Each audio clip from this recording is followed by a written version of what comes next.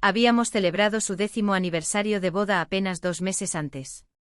Yo había sido el padrino en su ceremonia, el tío que enseñaba a los niños a andar en bicicleta, el primero en quien pensaban cuando necesitaban un consejo o una mano. Comíamos juntos los domingos, compartíamos vacaciones, reíamos con los mismos chistes. Por eso, cuando llegó ese mensaje un domingo por la mañana, no solo me dolió la acusación, me dolió la traición. Era temprano. El sol apenas rozaba las cortinas de mi habitación, y el mundo seguía en silencio. Tomé el teléfono pensando en cualquier cosa menos en lo que vi: arruinaste mi empresa. No quiero verte nunca más. No había explicación. No había llamada. Solo 7 palabras que borraron años de confianza en un segundo. Intenté contactarlo de inmediato. Llamé, escribí, insistí. Nada.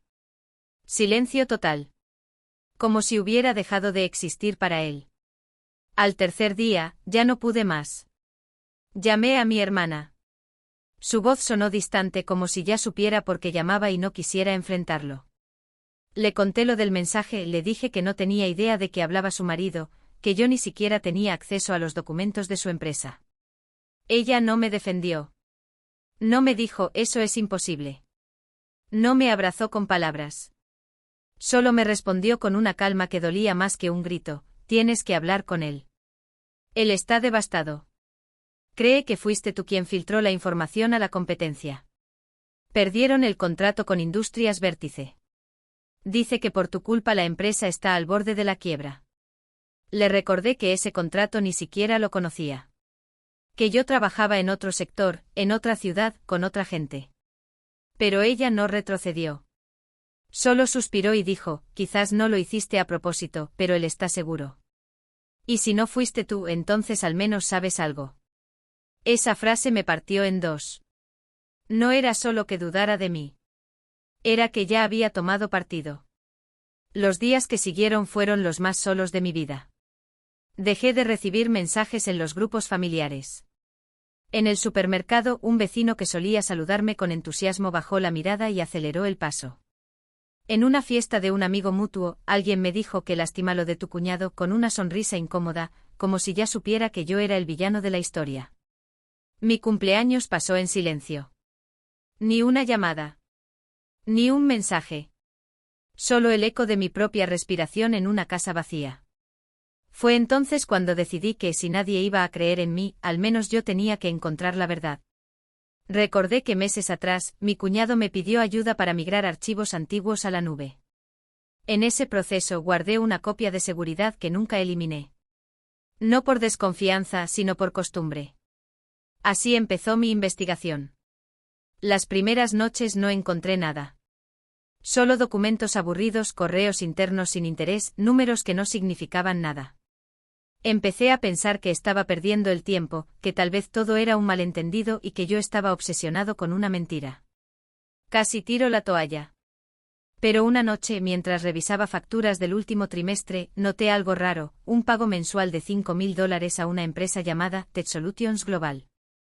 Nunca había escuchado ese nombre. Lo busqué en Internet. No existía. No tenía página web, no tenía registros legales, no había rastro de ella en ninguna base de datos oficial. Era una empresa fantasma. Al cruzar esa información con los correos internos, descubrí que ese gasto había sido aprobado por el contador, Andrés Rojas, un hombre que llevaba más de 10 años en la empresa y en quien mi cuñado confiaba ciegamente. Pero lo más inquietante fue lo que noté después: cada vez que aparecía una operación sospechosa, coincidía con una fecha en la que yo había estado en la oficina. Una vez fue cuando instalé el sistema de respaldo. Otra, cuando recogí a mi hermana porque su coche se había averiado. Incluso una cena de empresa a la que me invitaron. Alguien estaba usando mi presencia como tapadera. Seguí investigando con más determinación. Cada noche, después de mi propio trabajo, me sentaba frente a la pantalla y analizaba cada número, cada fecha, cada firma. Hubo un momento en que creí haber encontrado la prueba definitiva: una transferencia grande a una cuenta en el extranjero. Mi corazón latía con fuerza. Pensé: esto lo demuestra todo. Pero al revisarlo de nuevo, me di cuenta de que era un pago legítimo por una exportación. Casi me doy por vencido esa noche. Pero algo en mí no se rendía. Recordé una conversación casual que tuve con Andrés hace meses. Me había dicho que su cuñado tenía problemas legales en otro país. En ese momento no le di importancia. Pero ahora, esa frase volvió a mi mente como un destello. Busqué el nombre del cuñado de Andrés. Y entonces lo vi. La cuenta bancaria a la que se enviaban los fondos estaba a nombre de una empresa registrada a su nombre. Tenía la prueba. No era solo una sospecha. Era un patrón claro, documentado, irrefutable. Andrés había estado desviando dinero durante más de un año. Y cuando la auditoría interna empezó a acercarse demasiado, supo que necesitaba un culpable.